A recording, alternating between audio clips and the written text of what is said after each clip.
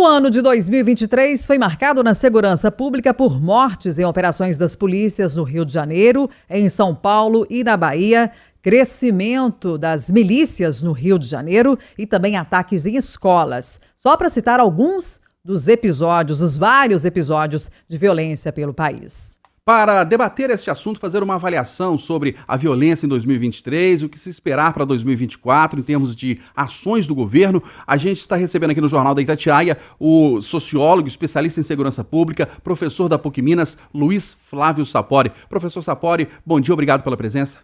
Bom dia, Eustáquio, Kátia. Bem-vindo, professor. É um prazer sempre voltar a Itatiaia para falarmos de segurança pública.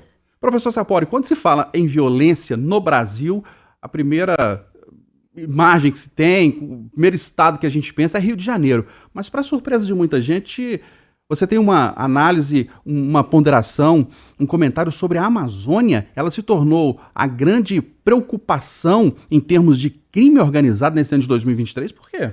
Pois é, Eustáquio, quem diria, né? Quem diria? É porque muitos brasileiros têm medo de que a Amazônia seja apropriada pelo imperialismo internacional, né? A gente fala de desmatamento. Interesses internacionais, a ocupação como se a Amazônia pudesse ser dominada e ocupada e ser apropriada por interesses econômicos mundiais, né, Kátia? Mas a Amazônia já está apropriada pelo crime organizado, infelizmente. Esse é um dado que ficou evidente esse ano.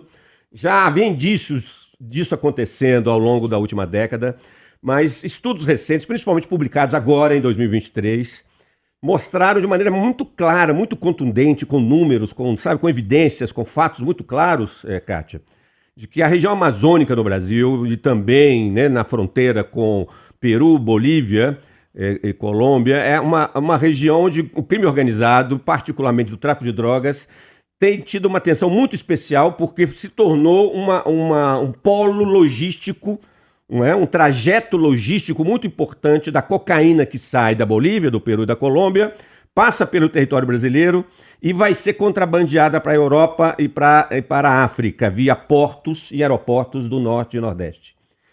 Por isso que Comando Vermelho e primeiro Comando da Capital, PCC, estão disputando de maneira muito acirrada o domínio desses territórios, as principais cidades da Amazônia, vinculados às facções criminosas locais, que já são mais de 20, Eustáquio, segundo o levantamento recente, facções, todas elas surgidas dentro das prisões, mas que estenderam seus domínios para as foras das prisões. São elas que vendem a cocaína, o crack e a maconha nas ruas das grandes cidades, mas elas são polos muito importantes para fortalecer o transporte dessa cocaína para que ela chegue aos portos e aeroportos e seja contrabandeada, né, para o resto do mundo. Então a Amazônia, eu diria hoje, é o grande problema da segurança pública no Brasil, por incrível que pareça. O que favoreceu esse fenômeno lá, professor? Bom, em primeiro lugar, a Amazônia historicamente é uma região onde o poder público, o aparato policial, né, a presença das Forças Armadas, a presença do judiciário, do sistema prisional sempre foi fraca.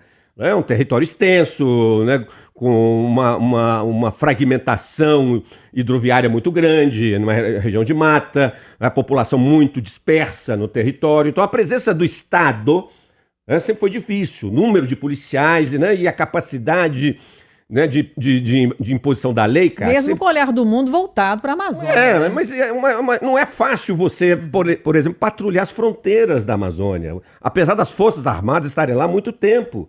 Mas é enorme, é difícil, não é simples. Então, uma região, pelas suas características geográficas, ela favorece muito os mercados ilícitos, o garimpo ilegal, já antigo, extração ilegal de madeira. Então, nos últimos anos, últimas décadas, esses fenômenos foram crescendo. As agências públicas federais, IBAMA, Polícia Federal, Polícia Rodoviária Federal, foram enfraquecidas nos últimos anos. E isso, de alguma maneira, favoreceu não só o crescimento do desmatamento, porque a gente acha que o problema da Amazônia é só o desmatamento, e nós estamos vendo que não é mais só o desmatamento. Então, o poder público enfraqueceu, os ganhos econômicos subiram e se descobriu que ali que poderia ser um grande polo, né, como eu falei, um grande trajeto logístico do tráfico internacional de cocaína. E essa droga está indo só para o exterior, não está vindo para dentro do Brasil? Uma parte dela fica dentro do Brasil, mas grande parte dela está sendo exportada para a África, porque dali ela vai ser distribuída para a Europa, a Ásia e para o resto do mundo. Já há claros indícios de que o PCC tem vinculações com uma máfia da Calábria, né, italiana. Há indícios de que o próprio Hezbollah está envolvido em todo esse processo. E é por isso que PCC e Comando Vermelho estão disputando de maneira muito acirrada esses territórios, as cidades, né, da região da Amazônia, que está dividida entre esses dois grandes grupos criminosos. Professor, agora ganharam as manchetes durante o ano, né?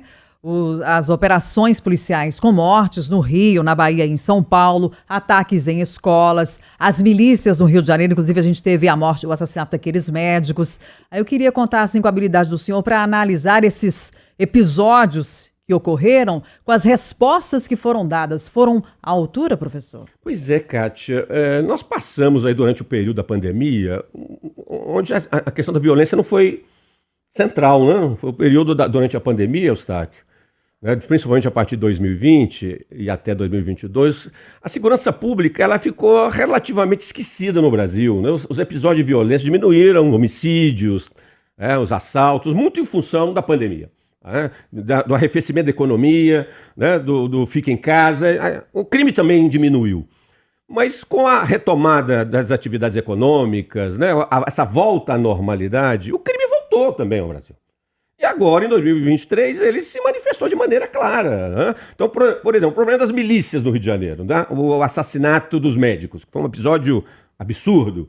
As milícias já são um problema no Rio de Janeiro há quase 25 anos. Já se sabe daquilo que está acontecendo na região oeste da cidade, da região metropolitana, há muito tempo, Eustáquio. E já se sabe que há uma vinculação de muitas daquelas milícias com o tráfico de drogas, principalmente com o Comando Vermelho. Então, o crescimento do poder das milícias já é uma realidade, mas em função de um erro, de um equívoco gravíssimo, onde vítimas inocentes foram assassinadas, isso veio à tona, gera o que a gente chama de uma crise na segurança pública. Né? E, de repente fica público um problema que a gente acha que é um problema novo, mas não é, mas ele vem a público. Então, o ano 2023 foi um ano onde vários acontecimentos como esses. E aí eu vou destacar também o problema das escolas, né, da chacina nas escolas. Foram pelo menos 2 ou 3 no primeiro semestre, mostrando que nós estamos com essa nova realidade também no cenário nacional. Você chamou atenção para a letalidade da polícia. A polícia da Bahia, governada, né, pelo PT, né, no Partido do Presidente da República, é a polícia hoje mais violenta do Brasil. Certamente isso gerou um debate nacional. A polícia no Brasil o nível de letalidade efetivamente está fora do controle. Então, são problemas que vieram a público, mostrando. E aí, interessante, Kátia, que nas pesquisas recentes mostraram que para os brasileiros, depois da saúde, a violência voltou a ser o maior problema de preocupação dos brasileiros. Não era, tinha deixado de ser nos últimos anos, 4, 5 anos. Não que o governo anterior foi bom, ao contrário, o governo anterior foi tão omisso que agora nós estamos pagando um preço, inclusive, muito, muito elevado. Então, a segurança pública ela está, de novo, mostrando a sua face. Né? Do meu ponto de vista, não tem nada de novo. É o velho, né, mostrando as suas características e se tornando público. E, de alguma maneira, o governo federal, principalmente a gestão do ministro Flávio Dino, eu acho que foi competente em lidar com essas crises. A minha avaliação da gestão do ministro Flávio Dino ao longo de 2023 é positiva. Ele mostrou capacidade de comando, de tomada de decisões em situações críticas. Ele foi muito proativo, por exemplo, nas respostas às chacinas das escolas. Inclusive, ele foi muito firme, muito mais firme que o próprio ministro da Educação, no encaminhamento de soluções para o problema. Se mostrou muito disposto a ajudar o governo do Rio de Janeiro, de um partido distinto, né, da Presidente da República, para lidar com as milícias. Instituir uma força-tarefa, que do meu ponto de vista é muito importante, uma das primeiras feitas no Brasil para lidar com as milícias e com o tráfico de drogas no Rio de Janeiro, uma força-tarefa coordenada pela Polícia Federal para investigar e basicamente as finanças do crime organizado. Isso é inédito. É uma boa medida, Eustáquio. Por incrível que pareça, você vai dizer, mas por que nunca fizeram isso? Nunca fizeram. A questão é essa, nunca fizeram. E o ministro Flávio Dino fez, né? Nós fizemos uma avaliação aqui no Jornal da Itatiaia sobre o combate à violência no ano de 2023, nessa série de reportagens especiais do Jornal da Itatiaia. Recebemos o sociólogo especialista em segurança pública, professor da PUC Minas, Luiz Flávio Sapori. Professor Sapori, obrigado mais uma vez pela contribuição, pela presença do Jornal da Itatiaia. Um ótimo dia. Obrigado, sempre um prazer voltar a participar, né, da programação da Rádio Itatiaia. Obrigado, professor. Até a próxima. Até a próxima.